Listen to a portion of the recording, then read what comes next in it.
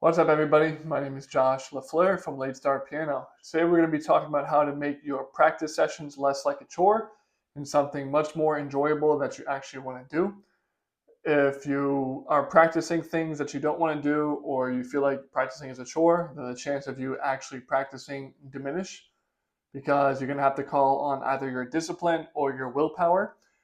And your willpower for sure can go up and down over time. So we want to make sure that we're practicing what we want to so that we can make this less of a chore. So that's point number one is you want to practice what you want to, not what anybody else is telling you what to do. Now, as an adult who is learning the piano, I would say hopefully you are learning exactly what you want to learn. This problem is a lot more common with kids because maybe with kids, their parents are forcing them to take lessons and they don't really want to play the piano. So they're taking lessons that they don't want to take. They are playing songs that they don't want to play, and they just don't want to play the piano, but they have to because they're kids and their parents told them. For you, the adult who is watching this right now, I would hope that you have a little bit more control over what you're playing and you actually have some desire to learn the piano, and that's why you are doing what you're doing.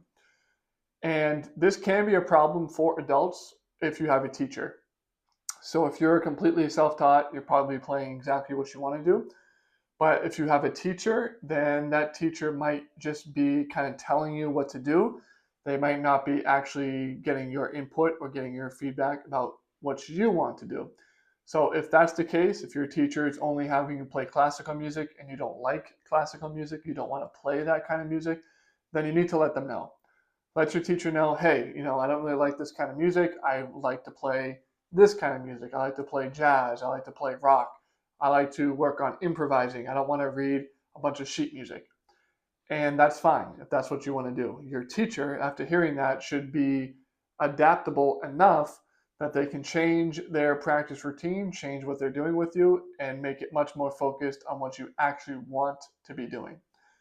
So even if they want you to get better, if you guys mutually agree that you want to get better at sight reading, you don't have to sight read classical music. You can sight read jazz or rock music. So something to keep in mind if you haven't had that conversation yet with your teacher and you're practicing things that you don't want to practice, definitely let them know and have that conversation. Point number two, you need to understand that practicing, no matter what you do, sometimes is going to feel like a chore. Especially just starting out as a beginner, if you don't have a lot of foundational skills built up, everything that you try to do is going to be something brand new. It's going to be something brand new. You're going to struggle with it. And when you struggle with something, it's not going to be fun. This is all part of the process of learning the piano. It's all part of the journey. So you need to understand that there are going to be times, and accept that there are going to be times where you don't feel like practicing. There's going to be times where what you're practicing isn't clicking for you. There's going to be times where you just don't want to play what you're supposed to be playing from your teacher or yourself. And that's all part of the process. Everybody has to do it. Everybody has to practice things that they don't want to do, even if it's something like scales. Say you hate practicing scales, and a lot of people find it boring. They don't like doing it, whatever.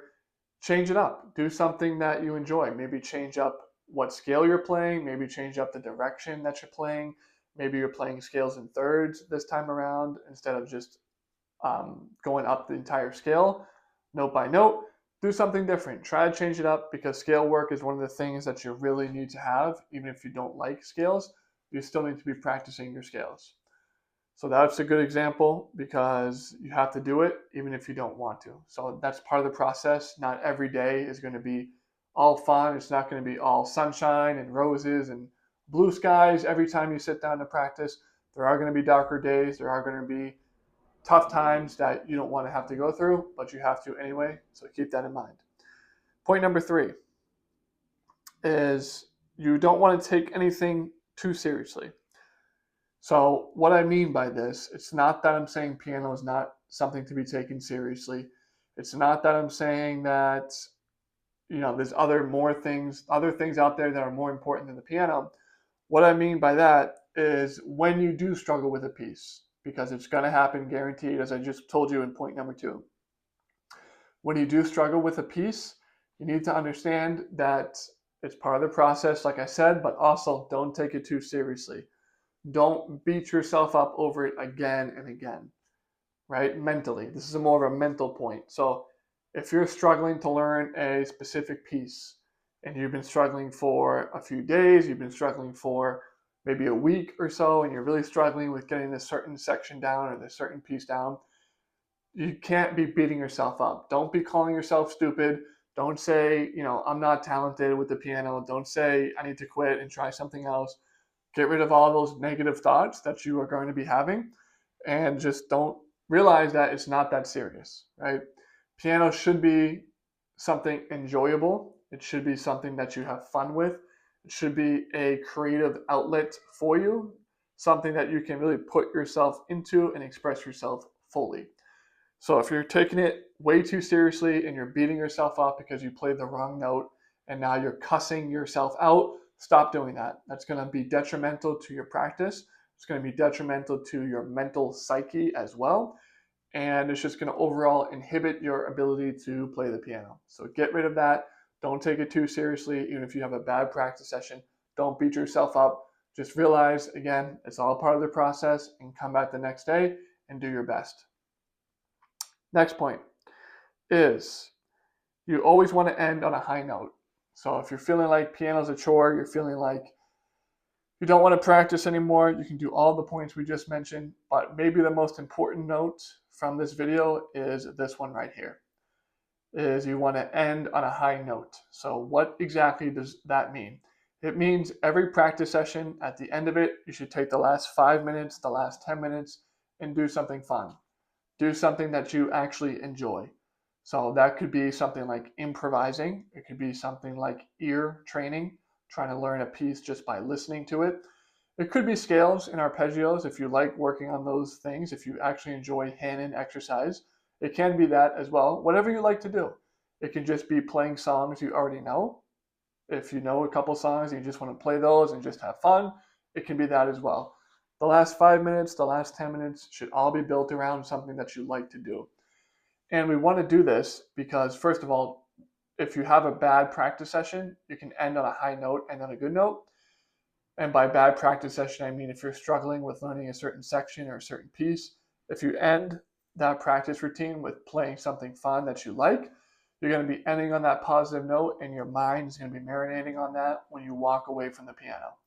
So the last thing you did was something positive, something you enjoyed on the piano, and your brain will remember that and you'll take it with you in the next day. What that's going to cause is you're going to actually want to come back and play the next day. So even if you struggled with your practice session the previous day, because you ended on a high note, because you played something that you actually wanted to play and that you enjoyed, you're going to be much more likely to come back and be consistent. Ending on a high note with your practice routines, with your practice sessions, is going to help you be much more consistent with your piano practicing. And of course, as you already know, piano practicing and consistency is going to make you a much better piano player in the long run. So just to kind of recap, if again, this is for if your practicing feels kind of like a chore, make sure you're playing what you want to do. So if you want to play jazz, rock, if you want to play classical, make sure you're playing the styles that you want to play. Point number 2, understand there will be hard days. It's not all going to be sunshine and roses every day. There is going to be challenging points, and you have to just get through that and continue on your journey. It's all part of the process. Point number 3, don't take anything too seriously. Again, don't beat yourself up when you do have those bad practice days, when you are struggling with a piece or to learn a scale or whatever it is. Don't beat yourself up. Don't be getting too down on yourself mentally. Understand, again, it's all part of the process, and you are going to improve as long as you stay consistent. Next point, last point, again, always end on a high note. That's point number 4.